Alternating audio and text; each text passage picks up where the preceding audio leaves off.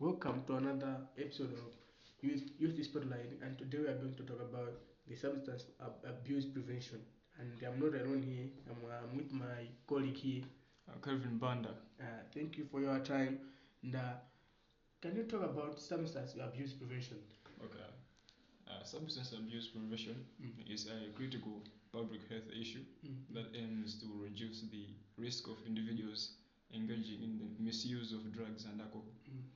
Effective prevention, tactics, can help individuals avoid the negative consequences associated with substance abuse, such as addiction, health issues, and social problems. Here's there are so many things which people can do to avoid substance abuse prevention. So, is there any importance of prevention this? Yeah, there are so many importances. Yeah. First of all, there's reducing healthy risks. Substance abuse can lead to various health issues. Yeah, we know there's BP, there's sugar. Yeah. So, including physical and mental health disorders, infectious diseases, and overdose. This can prevent a lot of problems, and also prevention efforts can reduce these risks. There's enhancing quality of life, which is another importance, and this is whereby preventing substance abuse helps individuals maintain healthier lifestyles, improve relationships, and achieve personal goals without the negative impact of addiction. And there's the third one, which is lowering societal cost, or lowering society cost, whatever. This one is where the substance abuse places a significant financial burden on healthcare systems, law enforcement, and social services. Prevention can reduce this cost by decreasing the incidence of addiction and related issues, and also it promotes community safety. And this is where substance abuse is linked to crime and violence. By preventing substance misuse, communities can enhance safety and well-being. Yeah, on that point, when people are using drugs, they get distracted. They can harm other people. They can vandalize property. So by avoiding that, we can achieve a community safety. Yeah. So you have explained that. So what are the strategies for substance abuse prevention? The strategies. Okay. What I can say is the first strategy is education and awareness. This is by providing accurate information about the dangers of substance abuse, which is vital or important. And educational programs in schools and communities can inform individuals about the risks associated with drugs and alcohol use. For example, schools may implement substance abuse prevention curricula that educate students about the consequences of drug use and promote healthy decision making skill development. And also teaching coping skills, like problem. Before I go there, I say skill development in another sentence, but it is also another strategy. It is another point. Another point, yeah. So teaching coping skills, problem solving, and resistance strategies can empower individuals to make healthier choices and resist peer pressure. Because on that point of healthier choices, we need to make healthier choices, because when we are addicted or when we are using drugs, when the youth are using drugs, they can't make healthier choices. Healthier choices in terms like the good choices, the choices that will benefit them. You can harm them. For example, programs that focus on social emotional learning can help individuals develop resilience and coping mechanisms to handle stress without turning to substances. So that's the second point. Coming to the third one, which is community programs. Engaging community members in prevention efforts fosters a supportive environment. This can include community outreach, workshops, and family-oriented programs that promote healthier lifestyles. So, like for example, Community centers may offer activities such as sports leagues, or art classes that provide positive alternatives to substance use. Yeah, so that's the third one. So coming to the fourth one, which is access to resources. As we know, resources are important everywhere. Resources are always available. Yeah. We need resources to maintain these things. So ensuring access to mental health and substance use treatment services is crucial. So individuals should know where to find help if they or someone they know is struggling with substance abuse. So we need to have resources that when someone is using drugs or is addicted, we need to find a help center. Yeah. That person can be helped properly. Like rehabilitation centers, like the hubs. Yeah. Like I already said that, for example, those kind of things, like our local health departments, which can provide information about counseling services, hotlines, and support groups for individuals and families, like a rehabilitation center. Yeah. That can help the youth to prevent using drugs. Yeah, preventing drug abuse. So coming to the fifth one, which is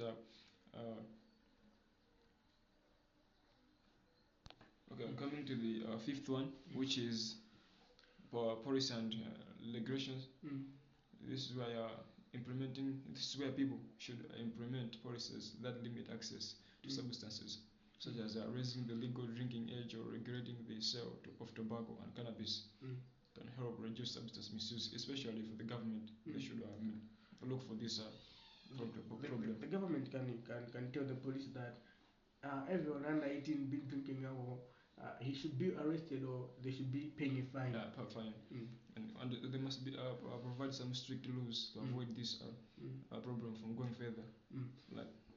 Maybe they can say alcohol should be start selling at 3 o'clock, because from 1 to 2 people will be at work, people will be at school. Yeah, that's kind of a good thing. But actually, most of the kids, children who drinks, they are from definitely most of them they abstain from school. So it's a difficult choice for the government to make. That's why it needs a proper time for the government to enforce strict regulations on advertising alcohol and tobacco products, especially targeting the youth. So moving to the number six. Number six, right? Yeah. Number six, which is also one of the strategies of reducing this kind of abuse, drug and substance abuse, is family involvement. Engaging families in prevention efforts is essential, as families' dynamics can significantly influence substance use behaviors. And also, for example, family therapy programs can address underlying issues that contribute to substance misuse and strengthen family relationships. Sometimes the youth get involved in use of drugs because of the family.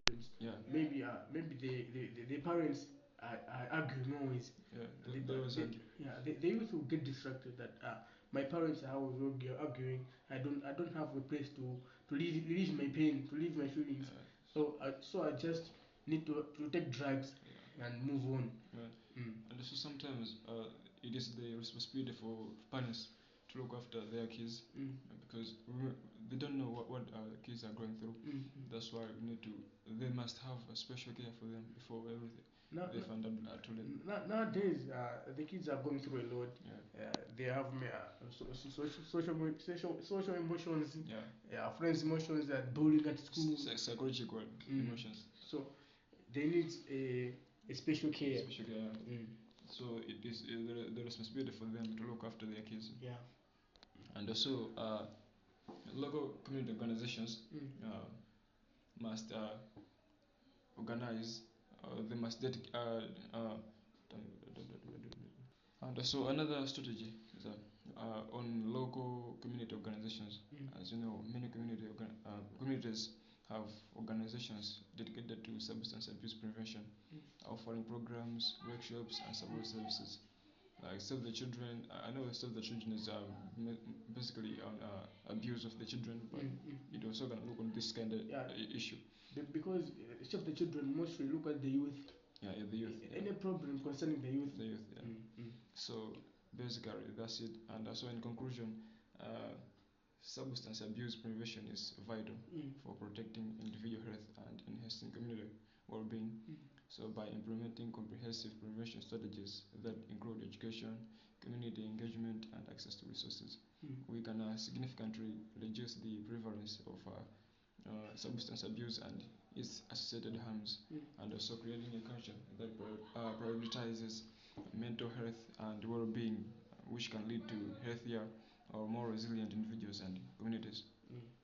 So you have explained about the mental health strategies. So what are the risk factors contributing to substance and drug abuse? The risk factors.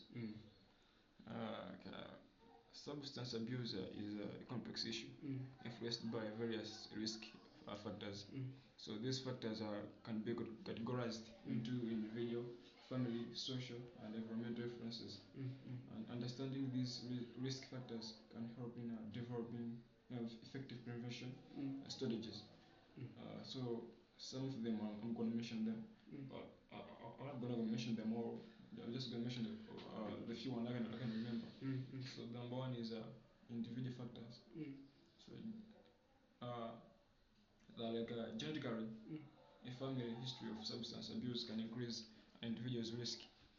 Like genetic predisposition. That word is difficult for me to mention. Like predispositions, can affect how a person metabolizes substances and their likelihood of developing addiction. For example, you were born in a family that they are always using drugs. You can't learn how it. You'll be addicted to it. Yeah. So under individual factor, there's also I was talking about genetics. So this is the second one under individual factor is a mental health disorder. So conditions such as depression, anxiety, PTSD, ADHD, like can increase the likelihood of substance abuse, as individuals may use drugs or can increase. Increase. Like they can alcohol, use alcohol. to self-medicate. To feel the pain, to relieve the pain. To relieve the pain. You are stressed and you can drink. And they say that if I drink alcohol, I'll be okay. I'll forget everything. I'll forget the problems. Forgetting that he's increasing. So there's also early use on under individual factors, and this is initiating substance use at a young age, which increases the risk of developing problematic use later in life. Like early exposure can alter brain development and increase susceptibility to addiction. So there's also this one under individual factor, which is a low self-esteem. As we know, low self-esteem, this is the feeling which a person has on himself negatively. So individuals with low self-esteem may use substances as a way to impulsivity or to cope feelings of inadequacy or to fit in socially. Like they may use drug and substance abuse so that they can talk to people. Some of them maybe the sad is not a part of them. So they try to fit in by using drug and substance abuse. Using alcohol, using smoking tamba. Like that. So which is not a good thing. And also, but there's family factors. And family factors, these are like parental substance abuse. Like growing up in an environment where substance abuse is prevalent can normalize these behaviors and increase the risk of children. Like let's say the parents they use drugs, so it'll be difficult for the kids to avoid those kind of issues, which is very difficult. I used to grow in a house where a parent smoke, both parents smokes, and that parent would be like, okay, smoking is good too. I should try that. Even if you stop your kid, let's say you drink and even you smoke, and you keep telling your kids don't drink, don't drink. They will say, if you drink, so why can I drink? Which is something difficult. So that was parental substance abuse and family factor. Okay, there's a lack of parental involvement. Under factor, family factors as well, which is inconsistent parenting or lack of emotional support.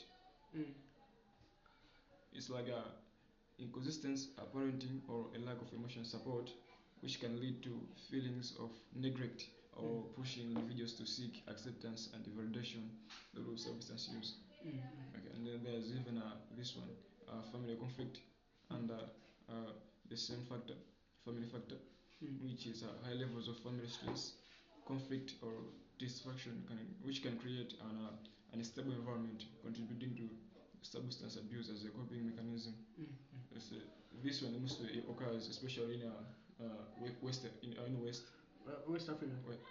West, like the Westerns, like white people. Yeah. It occurs mostly in those kind of countries. Even in Malawi, it occurs, but yeah, it occurs, but not it's not that large. Yeah. Yeah. So moving to another factor, which is a social factor. Yeah, and this one is has also some other few what can I say, few points, and there's peer pressure from social factors. You know, we can't just mention a social factor without mentioning peer pressure. Peer pressure is a big factor. Big factor, yeah. So this is where friends and peers can significantly influence an individual's choices regarding substance abuse. Being part of social group that uses substances can lead to experimentation and eventual abuse.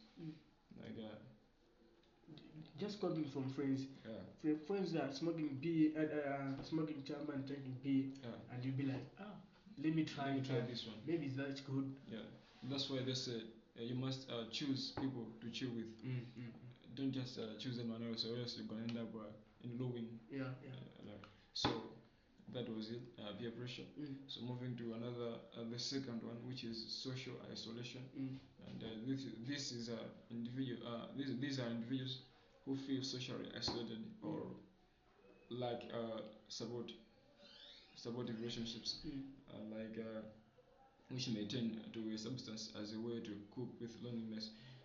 In short, what I can say is this is where people, like youth, since they don't, they feel like they are being isolated, so they feel like the only thing they can do is drug and substance abuse. Okay, so they smoke to forget the problems.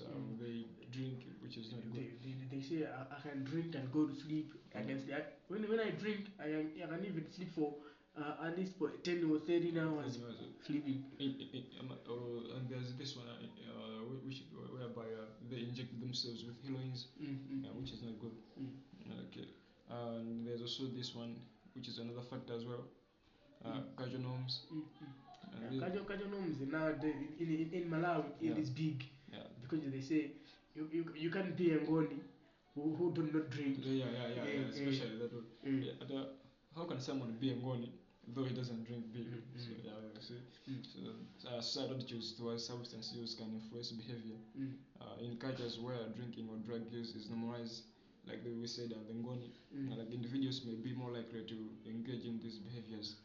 These behaviors are not good, but they normalize them. They say Ngoni always drinks. Ngoni must drink. So Ngoni without drinking is not Ngoni. So which forces kids to children or youth to drink, which is not good. So another factor, which is an environmental factor, and that's number 4. I think number 4, and that's one. I'm just gonna mention on the one as it's only the one I can remember. So there is a availability of substances and environmental factors. And this is an easy access to drugs and alcohol increases the likelihood of use and abuse. Like living in environments where substances are readily available can significantly impact individual choices. Well, on that point, I can say that when the drugs are everywhere, are available everywhere, and they are always cheap. Some people will say, I have a 20 in my pocket. Let me just try this. And also, where people live, it depends. So let's move to another one, which is the educational factor. And this is also going to mention one. And this one is a lack of knowledge. Limited education about the risks and consequences of substance use can lead individuals to underestimate the dangers associated with drugs and alcohol. Yeah. So if you have a little knowledge about drugs and substances, you can't know how to handle it. And also, if you don't, if you are illiterate, it will be difficult for you to.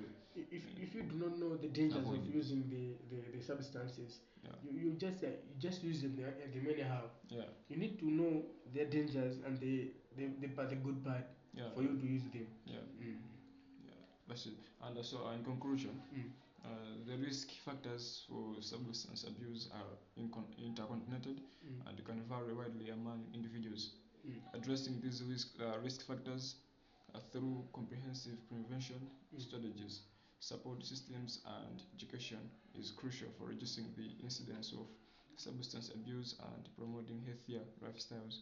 Like early intervention and targeted support can mitigate these risks and help individuals make healthier choices. Thank you for your time. Thank you.